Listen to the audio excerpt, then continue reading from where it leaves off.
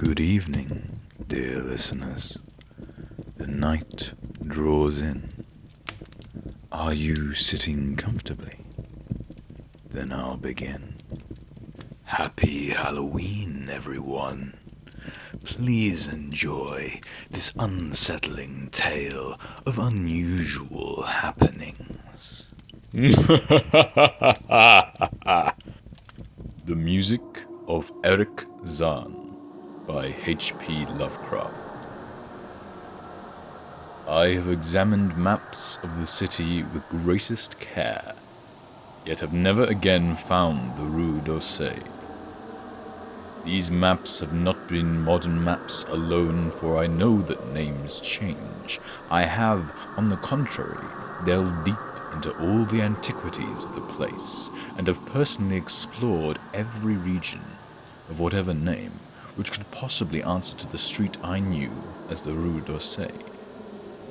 But despite all I have done, it remains a humiliating fact that I cannot find the house, the street, or even the locality where, during the last months of my impoverished life as a student of metaphysics at the university, I heard the music of Erich Zann. That my memory is broken, I do not wonder, for my health, physical and mental, was gravely disturbed throughout the period of my residence in the Rue d'Orsay, and I recall that I took none of my few acquaintances there. But that I cannot find the place again is both singular and perplexing, for it was within a half-hour's walk of the university, and was distinguished by peculiarities which could hardly be forgotten by anyone who had been there. I have never met a person who has seen the Rue d'Orsay. The Rue d'Orsay lay across a dark river, bordered by precipitous brick, blear-windowed warehouses, and spanned by a ponderous bridge of dark stone. It was always shadowy along the river, as if the smoke of neighbouring factories shut out the sun perpetually. The river was also odorous, with evil stenches that I have never smelled elsewhere, and which may someday help me to find it, since I should recognize them at once. Beyond the bridge were narrow cobbled streets with rails, and then came the ascent, at first gradual, but incredibly steep as the Rue d'Orsay was reached. I have never seen another street as narrow and steep as the Rue d'Orsay. It was almost a cliff, closed to all vehicles, consisting in several places of flights of steps, and ending at the top in a lofty, ivied wall. Its paving was irregular, sometimes stone slabs, sometimes cobblestones, and sometimes bare earth with struggling greenish-grey vegetation. The houses were tall, peaked, roofed, incredibly old, and crazily leaning backward, forward, and sideways. Occasionally an opposite pair, both leaning forward, almost met across the street like an arch, and certainly they kept most of the light from the ground below. There were a few overhead bridges from house to house across the street. The inhabitants of the street impressed me peculiarly. At first I thought it was because they were all silent and reticent, but later decided it was because they were all very old. I do not know how I came to live on such a street, but I was not myself when I moved there. I had been living in many poor places, always evicted for want of money, until at last I came upon that tottering house in the Rue d'Orsay, kept by the paralytic Blando. It was the third house from the top of the street, and by far the tallest of them all. My room was on the 5th floor, the only inhabited room there, since the house was almost empty. On the night I arrived, I heard strange music from the peaked garret overhead, and the next day asked old Blando about it. He told me it was an old German viol player, a strange, dumb man who signed his name as Erich Zann, and who played evenings in a cheap theatre orchestra, adding that Zann's desire to play in the night after his return from the theatre was the reason he had chosen this lofty and isolated garret room, whose single gable window was the only point on the street from which one could look over the terminating wall at the declivity and panorama beyond. Thereafter I heard Zann every night, and although he kept me awake, I was haunted by the weirdness of his music. Knowing little of the art myself, I was yet certain that none of his harmonies had any relation to music I had heard before, and concluded that he was a composer of highly original genius. The longer I listened, the more I was fascinated, until after a week I resolved to make the old man's acquaintance. One night, as he was returning from his work, I intercepted Zann in the hallway and told him that I would like to know him and be with him when he played. He was a small, lean, bent person with shabby clothes, blue eyes, grotesque satyr-like face, and nearly bald head, and at my first words seemed both angered and frightened. My obvious friendliness, however, finally melted him, and he grudgingly motioned to me to follow him up the dark, creaking, and rickety attic stairs. His room, one of only two in the steeply pitched garret, was on the west side, toward the high wall that formed the upper end of the street. Its size was very great, and seemed the greater because of its extraordinary bareness and neglect. Of furniture there was only a narrow iron bedstead, a dingy washstand, a small table, a large bookcase, an iron music rack, and 3 old-fashioned chairs. Sheets of music were piled in disorder about the floor. The walls were of bare boards, and had probably never known plaster, whilst the abundance of dust and cobwebs made the place seem more deserted than inhabited. Evidently, Erich Zann's world of beauty lay in some far cosmos of the imagination. Motioning me to sit down, the dumb man closed the door, turned the large wooden bolt, and lit a candle to augment the one he had brought with him. He now removed his viol from its moth-eaten covering, and taking it, seated himself in the least uncomfortable of the chairs. He did not employ the music rack, but offering no choice and playing from memory, enchanted me for over an hour with strains I had never heard before, strains which must have been of his own devising. To describe their exact nature is impossible for one unversed in music. They were a kind of fugue, with recurrent passages of the most captivating quality, but to me were notable for the absence of any of the weird notes I had overheard from my room below on other occasions. Those haunting notes I had remembered, and had often hummed and whistled inaccurately to myself. So when the player at length laid down his bow, I asked him if he would render some of them.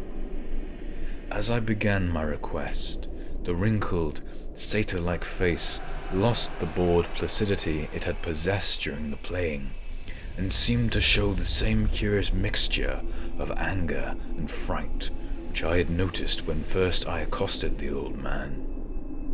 For a moment I was inclined to use persuasion, regarding rather lightly the whims of senility, and even tried to awaken my host's weirder mood by whistling a few of the strains to which I had listened the night before. But I did not pursue this course for more than a moment, for when the dumb musician recognized the whistled air, his face grew suddenly distorted with an expression wholly beyond analysis, and his long, cold, bony right hand reached out to stop my mouth and silence the crude imitation. As he did this, he further demonstrated his eccentricity by casting a startled glance toward the lone curtained window, as if fearful of some intruder, a glance doubly absurd, since the garret stood high and inaccessible above all the adjacent roofs, this window being the only point on the steep street, as the concierge had told me, from which one could see over the wall at the summit. The old man's glance brought Blando's remark to my mind, and with a certain capriciousness, I felt a wish to look out over the wide and dizzying panorama of moonlit roofs and city lights beyond the hilltop, which of all the dwellers in the Rue d'Orsay only this crabbed musician could see. I moved toward the window and would have drawn aside the nondescript curtains when, with a frightened rage even greater than before, the dumb lodger was upon me again, this time motioning with his head toward the door as he nervously strove to drag me thither with both hands. Now thoroughly disgusted with my host, I ordered him to release me and told him I would go at once. His clutch relaxed, and as he saw my disgust and offense, his own anger seemed to subside. He tightened his relaxing grip, but this time in a friendly manner, forcing me into a chair, then with an appearance of wistfulness crossing to the littered table, where he wrote many words with a pencil in the labored French of a foreigner. The note which he finally handed me was an appeal for tolerance and forgiveness. Zann said that he was old, lonely, and afflicted with strange fears and nervous disorders connected with his music and with other things. He had enjoyed my listening to his music and wished I would come again and not mind his eccentricities. But he could not play to another his weird harmonies, and could not bear hearing them from another, nor could he bear having anything in his room touched by another. He had not known until our hallway conversation that I could overhear his playing in my room, and now asked me if I would arrange with Blando to take a lower room where I could not hear him in the night. He would, he wrote, defray the difference in rent. As I sat deciphering the execrable French, I felt more lenient toward the old man. He was a victim of physical and nervous suffering, as was I, and my metaphysical studies had taught me kindness. In the silence there came a slight sound from the window. The shutter must have rattled in the night wind, and for some reason I started almost as violently as did Erich Zann. So when I had finished reading, I shook my host by the hand and departed as a friend. The next day Blando gave me a more expensive room on the 3rd floor, between the apartments of an aged moneylender and the home of a respectable upholsterer. There was no one on the 4th floor. It was not long before I found that Zann's eagerness for my company was not as great as it had seemed while he was persuading me to move down from the 5th story. He did not ask me to call on him, and when I did call, he appeared uneasy and played listlessly. This was always at night. In the day he slept and would admit no one. My liking for him did not grow, though the attic room and the weird music seemed to hold an odd fascination for me. I had a curious desire to look out of that window, over the wall, and down the unseen slope at the glittering roofs and spires which must lie outspread there. Once I went up to the garret during theatre hours when Zann was away, but the door was locked. What I did succeed in doing was to overhear the nocturnal playing of the dumb old man. At first I would tiptoe up to my old 5th floor. Then I grew bold enough to climb the last creaking staircase to the peaked garret. There, in the narrow hall, outside the bolted door with the covered keyhole, I often heard sounds which filled me with an indefinable dread. The dread of vague wonder and brooding mystery.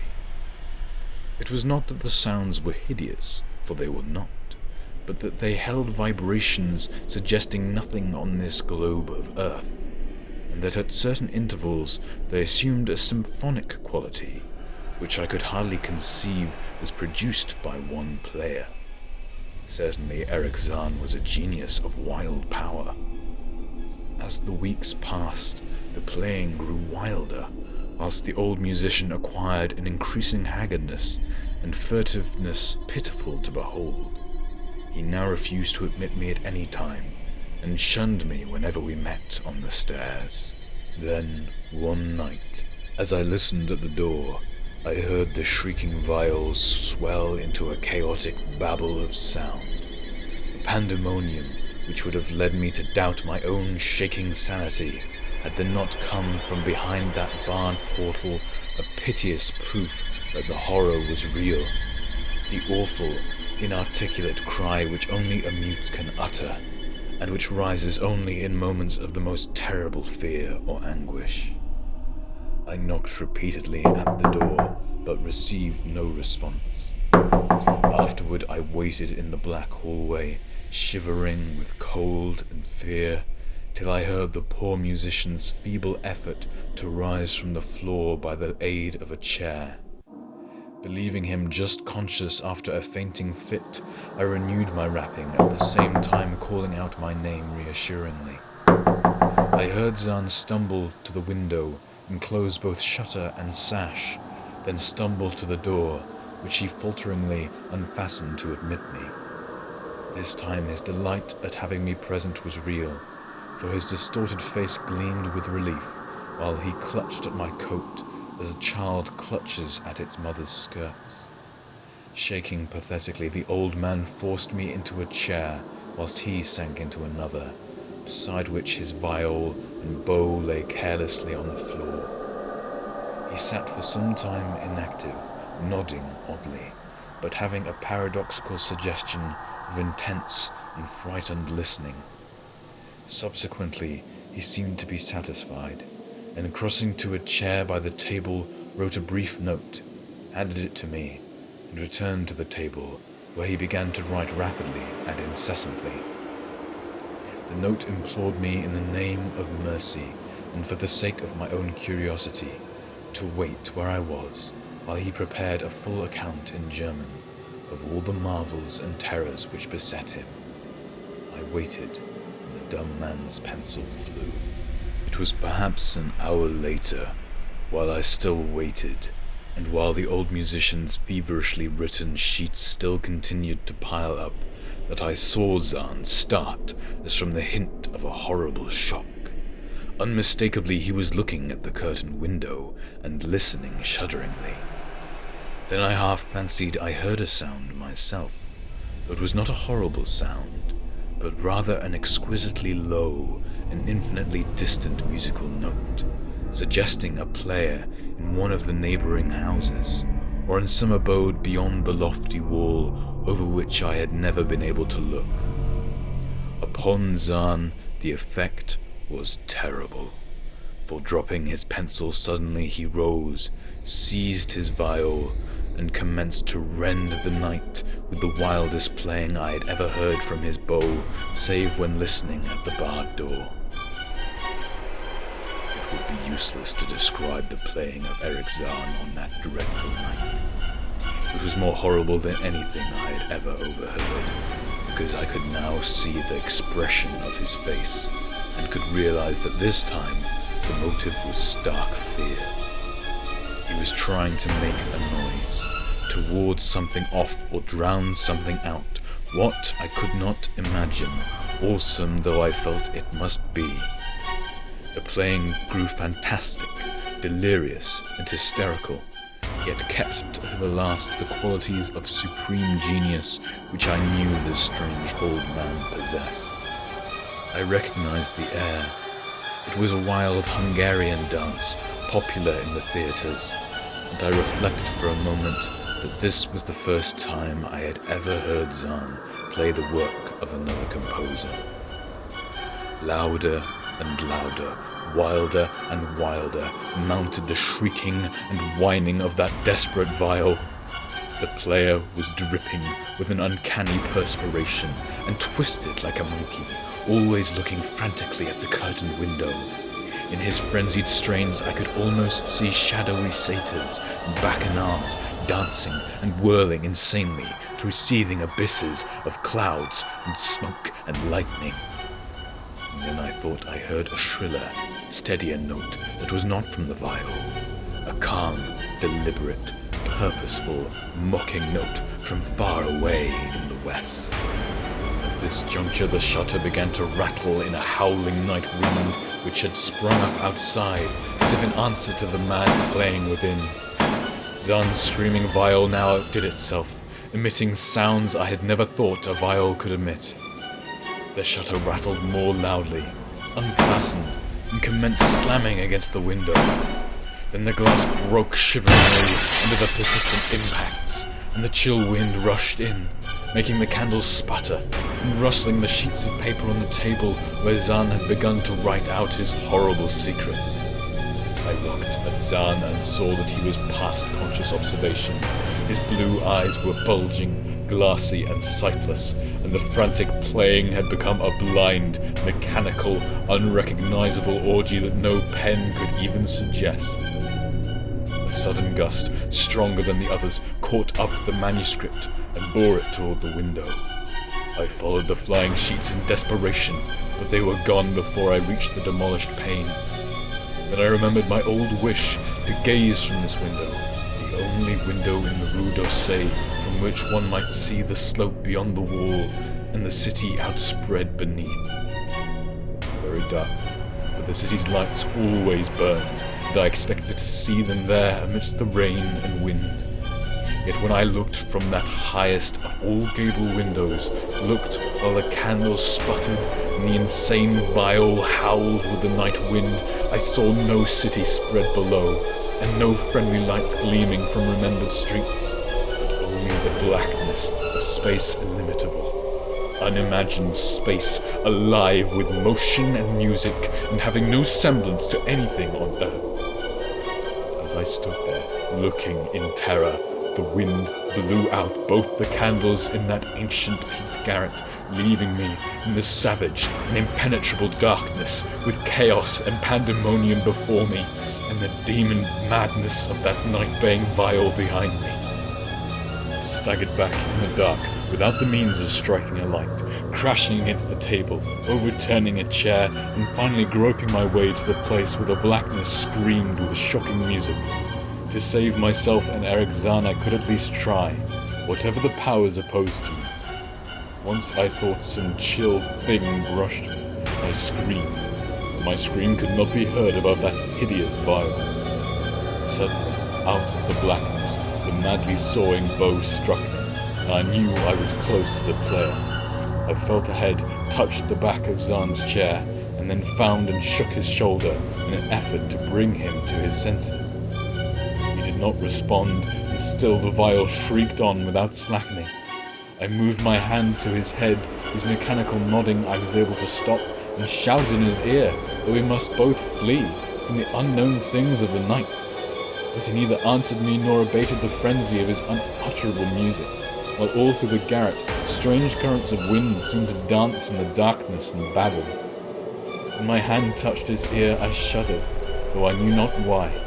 Knew not why, till I felt of the still face, the ice-cold, stiffened, unbreathing face, whose glassy eyes bulged uselessly into the void. And then, by some miracle finding the door and the large wooden bolt, I plunged wildly away from that glassy-eyed thing in the dark, and from the ghoulish howling of that accursed viol, whose fury increased even as I plunged, leaping, floating, flying down those endless stairs to the dark house, racing mindlessly out into the narrow, steep, and ancient street of steps and tottering houses, clattering down steps and over cobbles to the lower streets, and the putrid, canyon-walled river, panting across the great dark bridge to the broader, healthier streets and boulevards we know. All these are terrible impressions that linger with me, and I recall that there was no wind, and that the moon was out, and that all the lights of the city twinkled. Despite my most careful searches and investigations, I have never since been able to find the Rue d'Orsay. But I am not wholly sorry, either for this or for the loss in undreamable abysses of the closely written sheets which alone could have explained the music of Erich Zann. Thank you for listening. Evening has come. Sleep now, if it please you. The day is now done.